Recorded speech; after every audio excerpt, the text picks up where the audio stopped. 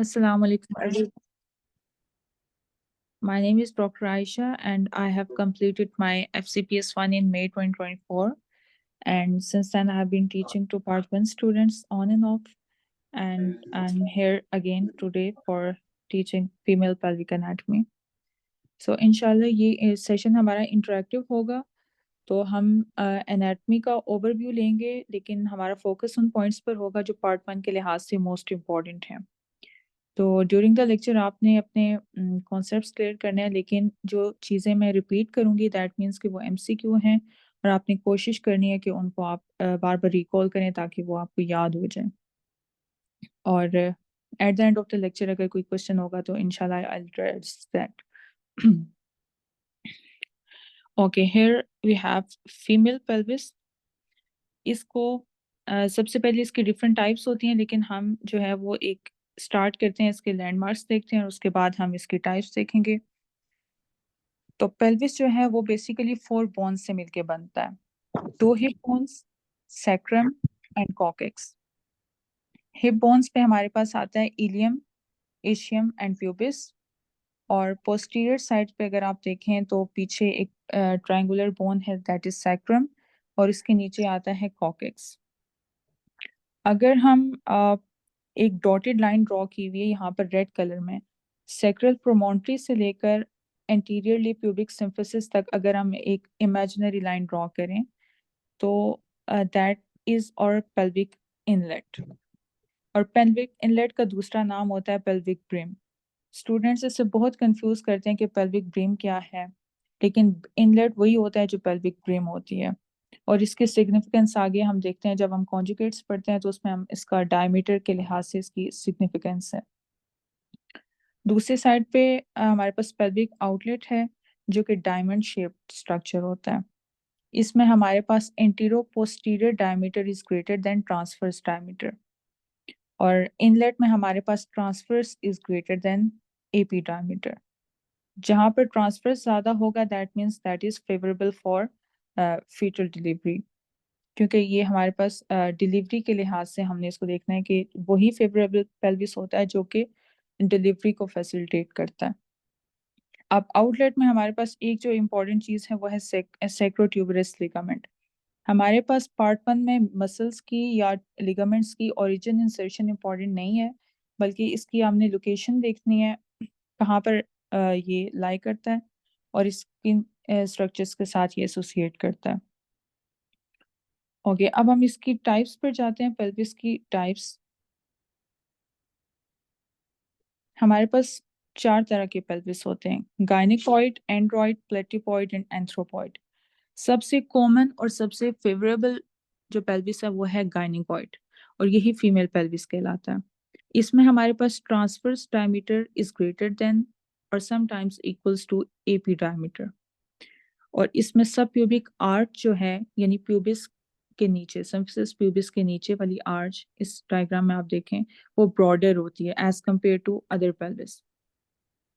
अगर इसकी सब प्यूबिक आर्च ब्रॉडर होगी और ऊपर से डायमीटर भी ट्रांसवर्स डायमीटर ज़्यादा होगा इनलेट का, तो दैट मीन्स दैट इज गायनिकॉइड. यही इसका डिफरेंशिएटिंग पॉइंट है. और इसमें इशियल स्पाइन जो है वो लेस इवर्टेड होते हैं, यानी ये इन्वर्टेड होते हैं.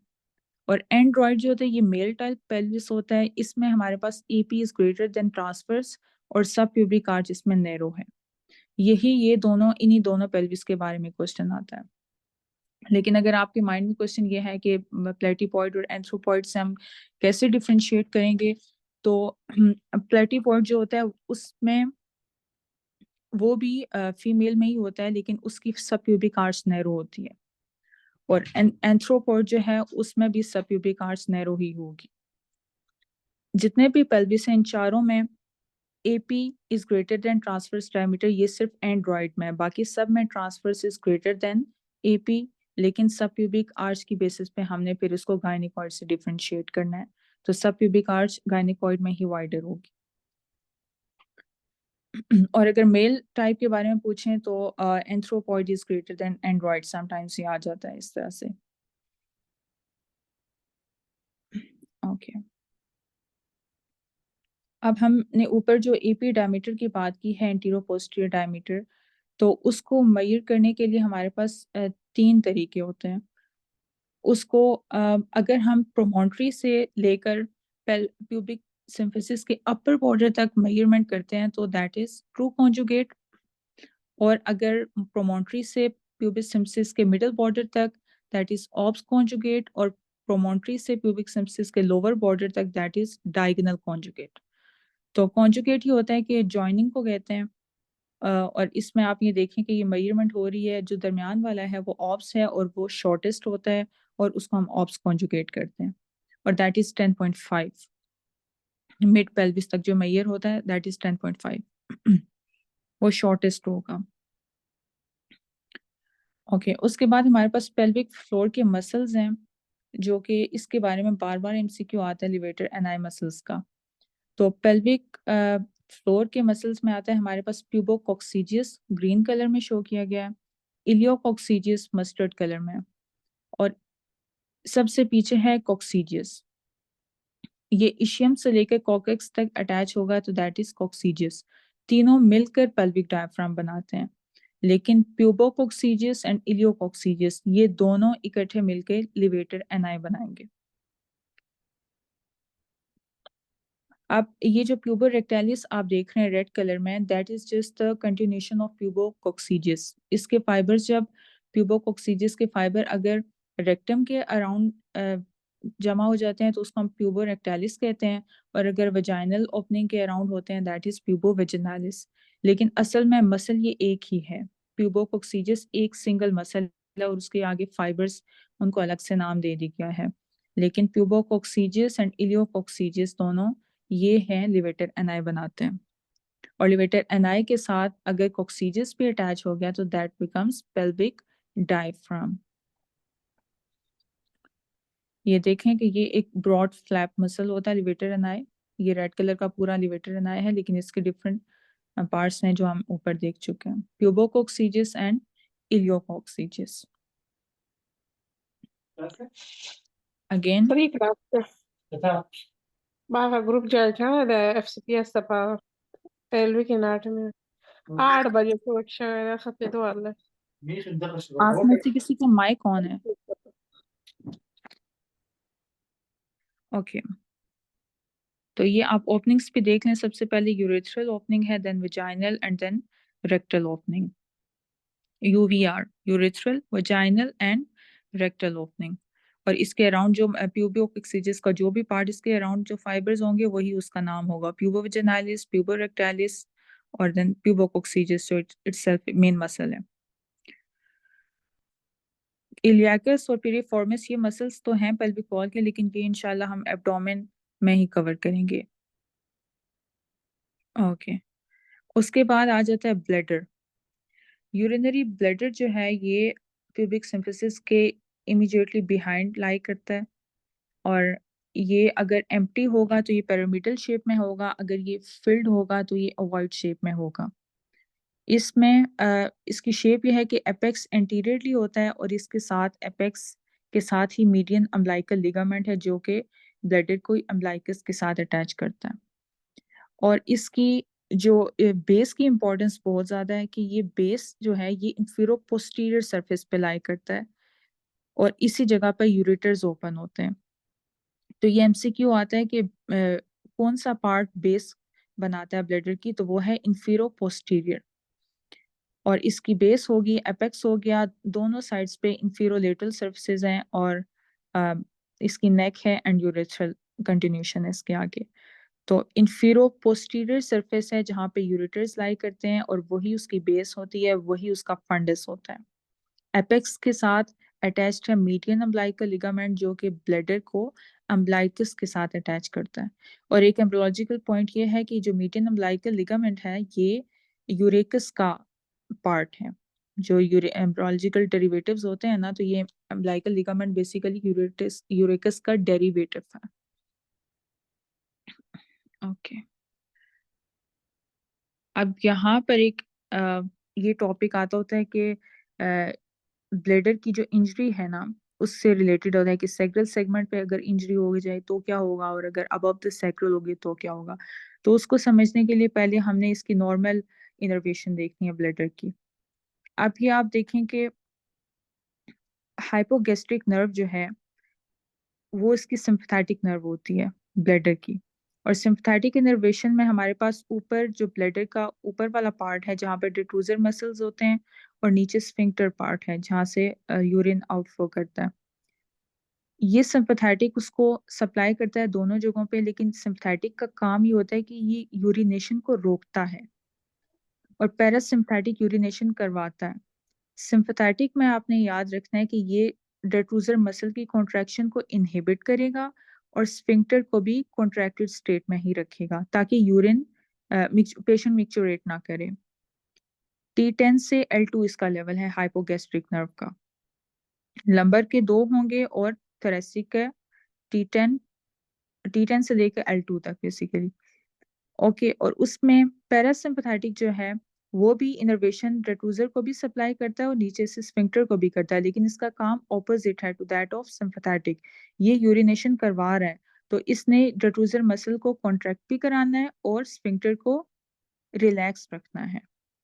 लेकिन सिम्पैथेटिक क्या कर रहा था कि वो रेट्रूजर को कॉन्ट्रैक्शन को इनहिबिट कर रहा था और ब्लैडर नेक और यूरेथ्रा को कॉन्ट्रैक्टेड स्टेट में रख रहा था। ये तो हो गया इसका नॉर्मल। अब इसमें ये होता है कि सिंपैथेटिक जब भी सिंपैथेटिक जो है वो इंजर होगा above the sacral segment, S2 S3 S4 से ऊपर ऊपर अगर इंजरी आ जाएगी तो उसमें क्या होता है, ब्लैडर हमारे पास ऑटोनोमस हो जाता है above the sacral segments. Patient अर्ज फील करेगा, स्पेस्टिक होगा ब्लैडर और ऑटोमेटिक हो जाएगा अबव द सैक्रल सेगमेंट। लेकिन एट द सैक्रल सेगमेंट अगर स्पाइनल कॉर्ड में इंजरी आ जाती है तो पेशेंट का ब्लैडर फ्लैसिड होगा और उसको मिक्सचरेशन स्टार्ट करने में प्रॉब्लम होगी। लेकिन once micturition is started then there will be continuous dribbling. Patient का यूरिन ड्रिबल करेगा और उसको कंट्रोल में नहीं रहेगा। तो आपने इसको याद इस तरह से रखना है कि जैसे यूएसए है ना तो लोग उसको बहुत ऊपर समझते हैं अमेरिका को, यूएसए को। तो हमने याद रखना है कि सैक्रल से ऊपर ऊपर अगर इंजरी है तो इसका निमोनिक है यूएसए, अर्ज, स्पेस्टिक एंड ऑटोमेटिक। ऑटोमेटिक होगा सिंपैथेटिक में। आई थिंक मैं पहले ऑटोनोमस बोल गई हूँ, लेकिन सिंपैथेटिक में ऑटोमेटिक होगा। यूएसए, अर्ज, स्पेस्टिक एंड ऑटोमेटिक। लेकिन at the level of sacral segment अगर स्पाइनल कॉर्ड में इंजरी होती है तो वो ऑटोनोमस होगा। और ऑटोनोमस में ये होता है कि इनएबिलिटी टू इनिशिएट मिक्सचरेशन। लेकिन once micturition is started then there will be continuous dribbling, bladder flaccid हो जाएगा, टोनिसिटी लॉस हो जाएगी और फाइनली ये ओवरफ्लो करेगा। और जब टोनिसिटी लॉस होती है तो ब्लैडर बहुत बड़ा होता है, डिस्टेंड करता है, तो फिर इस तरह उसकी टोनिसिटी लॉस हो जाएगी। तो ये चीज़ आपने यहाँ पर याद रखनी है, बहुत इंपॉर्टेंट है, लेकिन अगर समझ आ जाए तो आसान भी बहुत है। ओके, और इसके आपने लेवल्स याद रखने हैं, इसके सेगमेंट की value S2 S3 S4 for parasympathetic and T10 to L2 for एक सिंपैथेटिक। बार दोबारा रिपीट करवा दें थोड़ा सा। ओके ओके, ब्लैडर की जो नर्वस कंट्रोल है वो है sympathetic and parasympathetic autonomous nervous system में। सबसे पहले हमारे पास सिंपैथेटिक आता है जिसमें हमारे पास रूट वैल्यू है T10 to L2। सिंपैथेटिक का काम ये है कि वो डेट्रूजर मसल की कॉन्ट्रैक्शन को रोकेगा, इनहिबिट करेगा और स्फिंक्टर को भी बंद रखेगा, कॉन्ट्रैक्टेड स्टेट में रखेगा। उसका काम ये है कि वो यूरिनेशन को रोकेगा।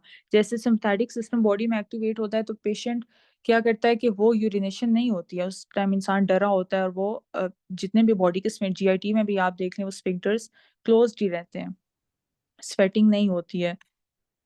और जब पैरासिम्पैथेटिक एक्टिवेट होता है तो वो रिलैक्स, बॉडी उस टाइम रिलैक्स होती है तो स्फिंक्टर्स भी रिलैक्स होंगे। तो पैरासिम्पैथेटिक में हमारे पास S2 S3 S4 sacral segment है और हाइपोगैस्ट्रिक में हमारे पास T10 to L2 है। पैरासिम्पैथेटिक अपोजिंग एक्शन प्रोवाइड करेगा टू दैट ऑफ सिंपैथेटिक। इसमें ये मसल रेट्रूजर मसल की कॉन्ट्रैक्शन को करवाएगा ताकि यूरिनेशन हो सके और स्फिंक्टर को भी नीचे से रिलैक्स कर देगा, ओपन कर देगा ताकि ये यूरिन ब्लैडर से निकल जाए। ठीक है। और जब इंजरी हो जाएगी सेक्रल के सेगमेंट पे नीचे से अगर इंजरी हो जाएगी तो ब्लैडर फ्लैसिड होगा, यानी ये ऑटोनोमस स्टेज में आ जाएगा। फ्लैसिड है, शुरू में हमारे पेशेंट को इनिशिएशन में इश्यू होगा कि वो यूरिनेशन स्टार्ट नहीं कर सकता, लेकिन अगर स्टार्ट हो जाएगी तो उसके बाद वो ओवरफ्लो करेगा, बिल्कुल कंट्रोल में ही नहीं है। एटोनिक हो गया है, ब्लैडर डिस्टेंड हो गया है, टोनिसिटी उसकी लॉस हो गई है। लेकिन जब वो सेकल के ऊपर ऊपर इंजरी हो जाएगी सिंपैथेटिक के लेवल पे, तो देन ब्लैडर बिकम ऑटोमेटिक। यूएसए अर्ज होगी पेशेंट को कि मैं जल्दी से यूरिन पास करूं, स्पेस्टिक होगा ब्लैडर और ऑटोमेटिक हो जाएगा।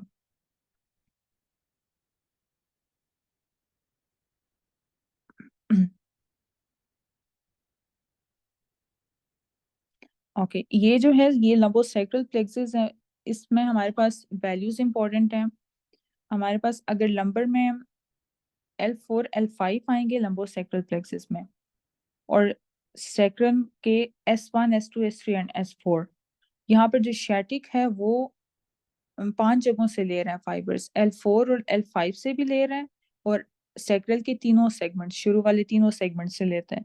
ये शैटिक की नर्व रूट वैल्यू है। L4 to S3 for sciatic, और प्यूडेंटल है, ये गायनी में बहुत दफा एमसीक्यू आता है, एक ही पेपर में 3-4 दफा एमसीक्यू आता है इसका, प्यूडेंटल नर्व की रूट का। तो इसका है S2 S3 S4 प्यूडेंटल। आगे इनकी सप्लाई जो है ये पेरिनियम में आता है और लोअर लिम्ब में आ जाता है इसका ये टॉपिक, लेकिन फिलहाल पेल्विस में आपने इसकी ये रूट वैल्यूज याद रखनी है। शैटिक का है, शैटिक बड़ी होती है, मोटी सी नर्व होती है, तो उसमें L4 से S3 प्यूडेंटल, S2 S3 and S4।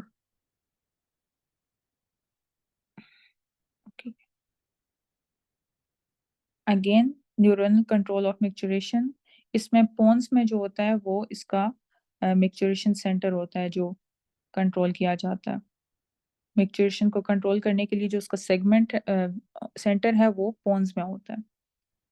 तो फिर इसकी फिजियोलॉजी यही होती है कि जब ब्लैडर फिल हो जाता है, जिसकी वॉल में स्ट्रेच मसल्स होते हैं, वो स्ट्रेच करेंगे, इम्पल्स को ट्रांसमिट करेंगे to the upper higher centres of brain, और वो एफरेंट के थ्रू जाएगा ना। एफरेंट वो होती हैं जो आ रही होती हैं ब्रेन में, और उसके बाद वो मैसेज को इंटरप्रेट करेगा सेरेब्रल कॉर्टेक्स, और वो इफरेंट के थ्रू, इफरेंट वो होती हैं E for efferent, E for exit, exit करेंगी वो नर्व्स, तो डाउन टू द ब्लैडर जाके वही जो हमने ऊपर पढ़ा है सिंपैथेटिक एंड पैरासिम्पैथेटिक के थ्रू, और वो उसको आगे से यूरिनेशन करवाएंगी या फिर रोकेंगी, वो उस पर डिपेंड करता है एक्टिवेशन के कौन सा सिस्टम एक्टिवेटेड है। ओके अब यहाँ पर हमारे पास आता है uterus, the most important organ of the pelvis, जो कि गायनी के पॉइंट ऑफ व्यू से बहुत इंपॉर्टेंट है। तो यूट्रस हमारे पास एक hollow thick muscular wall structure होता है। इसके पार्ट्स हैं फंडस सबसे ऊपर वाला, बॉडी, इसके अंदर कैविटी होती है, और सर्विक्स एंड देन वजाइना। इसके यूट्रस के साथ 2 ट्यूब्स हैं, और ट्यूब्स की आपने लोकेशन देखनी है कि देखें अब फंडस जो है ना ट्यूब से ऊपर है, ट्यूब्स नीचे ओपन हो रही हैं लेकिन फंडस उससे ऊपर है, और साथ 2 ट्यूब्स हैं, और ट्यूब्स के 2 इंपॉर्टेंट पार्ट ये हैं कि एक एम्प्यूला होता है that is the widest part, और इस्थमस है that is the narrowest part, और साथ में ओवरीज हैं। और ये एक एमसीक्यू आता है कि which part is the least for ectopic pregnancy, तो वो ओवरी होता है।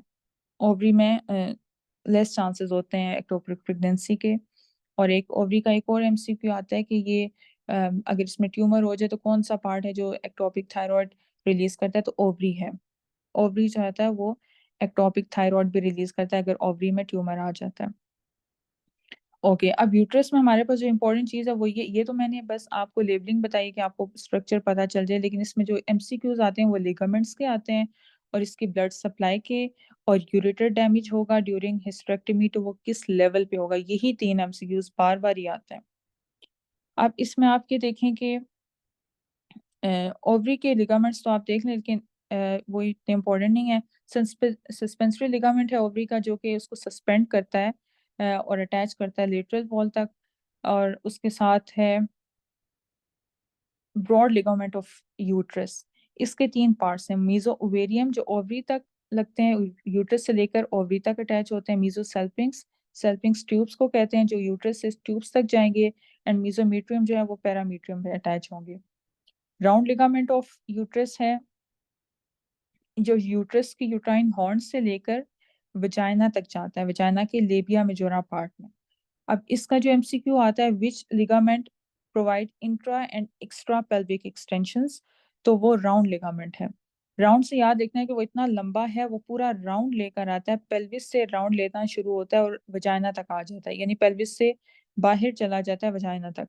तो ये है राउंड लिगामेंट, पूरा राउंड लेकर आता है। और यूट्रोसेक्रल लिगामेंट जो है वो यूट्रस को पीछे सेक्रम तक अटैच कराता है, यूट्रोसेक्रल लिगामेंट। अभी हम नेक्स्ट स्लाइड में देखते हैं कार्डिनल लिगामेंट है, वो मेन सपोर्ट है यूट्रस की। ओके, ये आप थर्ड लास्ट पे देखें कार्डिनल लिगामेंट। ये तो इन्होंने वेसल्स पे मार्क कर दिया, लेकिन वो ऐसे ट्रांसफर्स होता है। लेट मी चेक अगर किसी और जगह पर है वो। ओके, ये देखें इसमें लेटरल सर्वाइकल और कार्डिनल लिगामेंट नीचे ग्रे दिखाया हुआ है, ये ट्रांसफर्स पोजीशन में है। ये यूट्रस की मेन सपोर्ट है, यानी मेन स्ट्रक्चरल सपोर्ट यूट्रस की कार्डिनल लिगामेंट है। और इसके ये दो तरह से आता है कि ट्रांसवर्स लिगामेंट है या फिर कार्डिनल लिगामेंट है या लेटरल सर्वाइकल लिगामेंट, तीनों ये इसी के नाम है और ये है यूट्रस की मेन सपोर्ट है। लेकिन अगर यूट्रस की डायनामिक सपोर्ट पूछेंगे तो दैट इज पेल्विक डायफ्राम, जो हमने मसल्स पढ़े थे। D for dynamic, D for diaphragm. Pelvic diaphragm is the dynamic support of uterus and lateral cervical, cardinal ligament और transverse ligament is the main support of the uterus. लेकिन अगर pelvic organ की support पूछेंगे तो वो है levator एनाई। ये थोड़ा सा ट्रिकी है, लेकिन अगर आप समझ लें तो आसान है। तीन तरह से क्वेश्चन आते हैं। मैं रिपीट करती हूँ कि जो ट्रांसवर्स लिगामेंट है वो यूट्रस की मेन सपोर्ट है, और यूट्रस की अगर डायनामिक सपोर्ट पूछी जाए तो पेल्विक डायफ्राम है। डायनामिक मोशन को कहते हैं ना, तो वो उसकी जो मोशन होती है ना यूट्रस की, उसको कंट्रोल कौन करते हैं, मसल्स करते हैं। लेकिन स्ट्रक्चरल सपोर्ट उसको लिगामेंट प्रोवाइड करेगा, दैट इज ट्रांसवर्स लिगामेंट। लेकिन पेल्विक ऑर्गन की सपोर्ट जो है वो है बाय लिवेटर एनाइमस। थोड़ा जूम किया करें पिक्चर को ना, वो नजर नहीं आता बहुत। ओके, अब नजर आ रहा है? जी जी, अब ठीक। ठीक है, आपने ट्रांसवर्स लिगामेंट को गौर से देखना, ये है यूट्रस की मेन सपोर्ट। ओके, और राउंड लिगामेंट जो था वो है intra and extra pelvic extension provide करता है। यहाँ पर आपको ये देखना है कि यूट्रस के पोस्टीरियरली यानी रेक्टम होगा और एंटीरियरली ब्लैडर होगा। ये यूट्रस की नॉर्मल पोजीशन है। स्लाइटली वो बेंट होता है, फॉरवर्ड पोजीशन में होता है, वो एंटीवर्टेड होता है। ये यूट्रस जो इस डायग्राम है वो इसकी नॉर्मल पोजीशन है, एंटीवर्टेड स्टेट में वो होता है। इसके पोस्टीरियरली अगर पेरिटोनियम जब बेंड होगी तो ये पाउच बनाएगी, that is recto uterine pouch. Recto से रेक्टम और यूट्राइन से यूट्रस, रेक्टो यूट्राइन पाउच, और इसको पाउच ऑफ डगलस भी कहते हैं। और इसके एंटीरियरली ब्लैडर और यूट्रस के दरमियान जो स्पेस बनेगी that is uterovesical pouch. Vesical bladder को कहते हैं, यूट्रोविजाइकल पाउच। ये पेरिटोनियल रिफ्लेक्शंस हैं, देखें रेड लाइन जो है ना, ये सारी पेरिटोनियम है।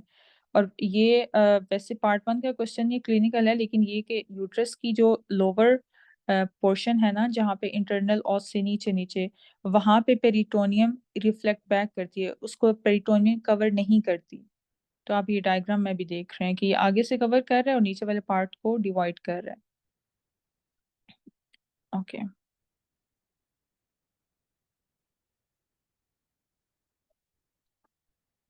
अब आ जाती है arterial supply of uterus. Aorta से स्टार्ट करते हैं। अगर ओवेरियन आर्टरी जो है ना, ये गोनेडल आर्टरीज होती है ना, अगर टेस्टिकुलर आर्टरी है मेल्स में और ओवेरियन फीमेल्स में, तो ये एरोटा की डायरेक्ट ब्रांच होती है गोनेडल आर्टरी। तो आप देख रहे हैं कि ओवेरियन आर्टरी एरोटा से निकल रही है और ये सप्लाई कर रही है ओवरी को, और आगे फर्दर अपनी सब डिविजन्स करेगी। उसके बाद हमारे पास आइलिक आर्टरीज आती हैं। जो एरोटा है वो डिवाइड होता है into right and left common iliac arteries, और ईच कॉमन आइलिक डिवाइड होगी into internal and external iliac artery. तो आपने ये ज़हन में रखना है कि यूट्रस एक मिड लाइन स्ट्रक्चर है ना, दरमियान में पड़ा हुआ है। तो इंटरनल आइलिक जो है वो भी अंदर की तरफ होगी, तो इंटरनल आइलिक यूट्रस को ब्रांच देगी, दैट इज यूट्राइन आर्टरी, और साथ ही वजाइना को भी दे देगी क्योंकि वो उसी के नीचे है ना, कंटिन्यूशन में। तो internal iliac artery provides uterine and vaginal artery. ये एमसीक्यू आता होता है कि यूट्राइन आर्टरी किसकी ब्रांच है और ओवेरियन किसकी ब्रांच है, लेकिन वो घुमा फिरा के ये पूछना यही चाहते हैं कि वो ब्रांच किसकी है। तो इसमें बस ये चीज़ें इंपॉर्टेंट है अभी। ओके, अब मैं यूरेटर की आपको इंजरी बताना चाहती हूँ, यूरेटरी इंजरीज।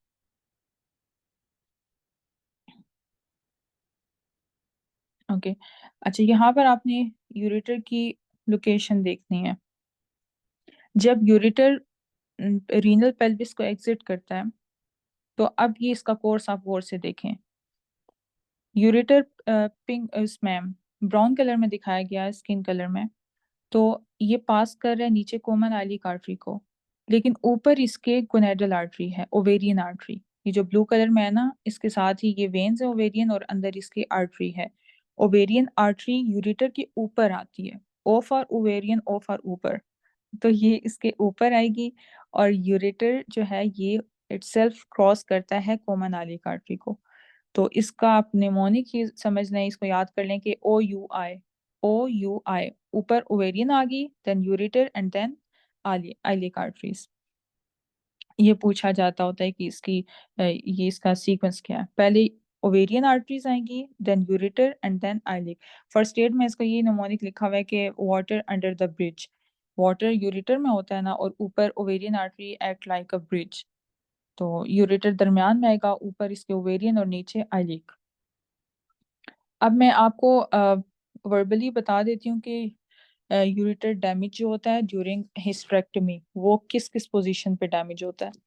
तो इसका एमसीक्यू ये आता है और बच्चे कंफ्यूज होते हैं कि हमने कौन सा लिगामेंट लगाना है। अगर एक ऑप्शन में नहीं है, देन हमें इसका सीक्वेंस पता होना चाहिए। जब भी हिस्टेरेक्टमी होती है ना, तो ट्रांसवर्स लिगामेंट मैंने आपको दिखाया था कि ट्रांसवर्स लिगामेंट वो नीचे होता है, यूट्रस को मेन सपोर्ट प्रोवाइड करता है। उसी में यूरेटर जो है वो वहां पर डैमेज होने का खतरा है। तो जब हिस्टेरेक्टमी होगी, तो यूरेटर डैमेज होगा at the level of cardinal ligament. अगर कार्डिनल लिगामेंट ऑप्शन में नहीं है तो फिर ब्रॉड, अगर वो भी नहीं है देन पेल्विक ब्रिम। तो cardinal is greater than broad, ligament is greater than pelvic brim. CBP, cardinal, broad and pelvic brim, in locations पे यूरेटर डैमेज होता है वाइल हिस्टेरेक्टमी। बस ये सीक्वेंस याद कर लें, ये MCQ आना लाजमी है और ये आपका इंशाल्लाह ठीक हो जाएगा। Cardinal is greater than broad is greater than pelvic brim, ये यूरेटर डैमेज की लोकेशन है जब हिस्टेरेक्टमी होती है। इसके अलावा एक और MCQ आता है कि जब C सेक्शन होता है तब कौन सी आर्टरी डैमेज होगी। अब यूरेटर की बात नहीं होगी, अब आर्टरी की बात हो रही है। तो C सेक्शन होता है तो उस time definitely uterine artery damage होगी। अगर पेल्विक ब्रिम की उन्होंने स्पेसिफाई किया हुआ है कि इस पे कौन सी आर्टरी डैमेज होगी, तो वो है ओवेरियन आर्टरी। पेल्विक ब्रिम पे ओवेरियन आर्टरी डैमेज होगी। लेकिन अगर एक किसी फीमेल में ओफोरेक्टमी हो रही है, ओवरीज रिमूव कर रहे हैं, तो तब कौन सी डैमेज होगी, तो आप डायग्राम से देख रहे हैं कि ओवेरियन आर्टरी इसमें तो शो नहीं की हुई, लेकिन ओवरीज के साथ आइलिक आर्टरी बहुत क्लोज प्रॉक्सिमिटी में होती है। तो ओफोरेक्टमी में आइलिक आर्टरी डैमेज होती है। इसका निमोनिक ऐसे याद कर लें आप, कप डबल ओ आई, मैंने सीखा था कप डबल ओ आई, इसी से याद किया था। C फॉर C सेक्शन और साथ U आ गया तो यूट्राइन आर्टरी, पेल्विक ब्रिम के साथ ओवेरियन आर्टरी, और फिर O आए तो ओफोरेक्टमी एंड साथ में आइलिक आर्टरी। ये रिपीट करूँ मैं या हो गया? ठीक है, कंटिन्यू करें। रिपीट कर दें प्लीज। ओके, C सेक्शन के दौरान यूट्राइन आर्टरी डैमेज होगी। पेल्विक ब्रिम, अगर इस लोकेशन पे कौन सी चीज डैमेज होगी, तो वो ओवेरियन आर्टरी। एंड ओफोरेक्टमी के दौरान डैमेज होने वाली है आइलिक आर्टरी। और अगर यूरेटर डैमेज की पोजीशन पूछी जाए वाइल हिस्टेरेक्टमी, तो cardinal ligament is greater than broad, ligament is greater than pelvic brim. Okay, अब हमारे पास लिम्फेटिक ड्रेनेज है। ये डायग्राम थोड़ी सी कॉम्प्लिकेटेड लग रही है, लेकिन आपने थोड़ा सा गौर से सुनना है मुझे, मैं आपको याद करवाती हूँ। जो स्ट्रक्चर्स पेयर में है ना, जैसे ओवरीज पेयर में होती हैं और मेल्स में टेस्टिस पेयर में होते हैं, तो पेयर वाली स्ट्रक्चर्स वो पैरा एरोटिक में ड्रेन करेंगे। पी फॉर पेयर, पे फॉर पैरा एरोटिक। तो ओवरीज और टेस्टिस दोनों पैरा एरोटिक में ड्रेन करेंगे। ओवरीज के साथ ही होता है ना फंडस भी, तो फंडस भी पैरा एरोटिक में। Ovaries, testes, fundus of uterus drains into para aortic lymph nodes. अब आ जाते उसके बाद बॉडी ऑफ यूट्रस, सर्विक्स आ गया, और नीचे ही ब्लैडर होता है। ब्लैडर का भी superior part, not the whole bladder but superior part. तो ये एक्सटर्नल आई लीक में ड्रेन करेंगे। Iliac, common iliac दो में डिवाइड हो रही है ना, कॉमन उस आर्टरी के साथ एक्सटर्नल आई लीक में यूट्रस की body, cervix and superior part of bladder, ये एक्सटर्नल में ड्रेन करेंगे। अब हम फर्दर मूव करते हैं तो प्रोस्टेट मेल में आता है, सर्विक्स फीमेल्स में, और विजाइना का भी प्रॉक्सिमल पार्ट, शुरू वाला पार्ट, और इंफीरियर पार्ट ऑफ ब्लैडर, ये इंटरनल आई लीक में ड्रेन करेंगे। Prostate, cervix, proximal vagina, inferior part of bladder, ये इंटरनल आई लीक में ड्रेन करते हैं। उसके बाद फर्दर मूव करेंगे तो नीचे डिस्टल विजाइना है, वल्वा है, स्क्रोटम और डिस्टल एनस, ये superficial inguinal nodes, superficial inguinal nodes में, क्योंकि अब ये बिल्कुल लास्ट लास्ट वाली स्ट्रक्चर, अब इंग्वाइनल एरिया आ गया, तो ये इंग्वाइनल वाली सुपरफिशियल में ड्रेन करेंगे। एट द एंड कौन सा आता है? क्लाइटोरस आ जाता है और ग्लैंस पेनिस। ये एमसीक्यू बहुत दफा देखा है पास पेपर्स में, क्लाइटोरस और ग्लैंस पेनिस किस में करते हैं? तो वो डीप इंग्वाइनल नोड्स में। ये डीप स्ट्रक्चर्स होते हैं ना, तो ये डीप डीप इंग्वाइनल नोड्स में करते हैं ड्रेन। ये आप नोट डाउन कर लें, 2-3 दफा रिवाइज करेंगे, इंशाल्लाह याद हो जाएगा। ओके,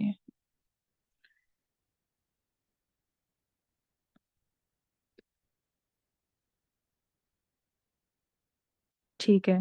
अभी इसके कोई क्वेश्चन है तो आप बता दें, क्योंकि इसमें अभी प्रोस्टेट का टॉपिक मैंने ओमिट किया था, क्योंकि वो मेल का पार्ट है, तो इसके अलावा तो कोई टॉपिक नहीं रहता। किसी का कोई क्वेश्चन है तो आप पूछ सकते हैं, या कुछ रिपीट करना हो तो।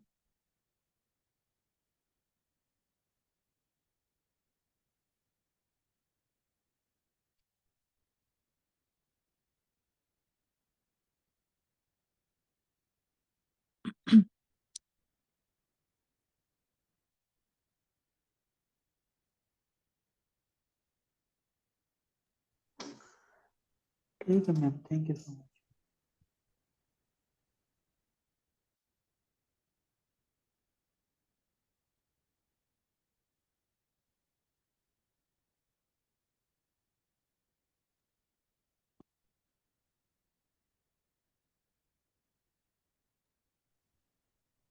मच।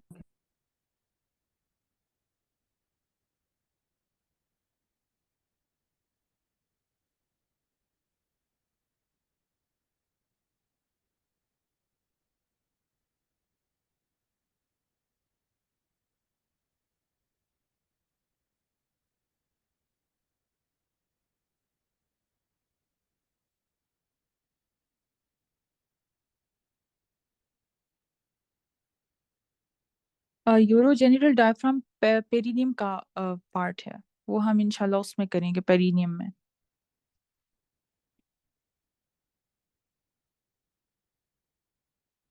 डॉक्टर वजी, यही यहीं तक था लेक्चर, आप कुछ कहना चाहेंगे?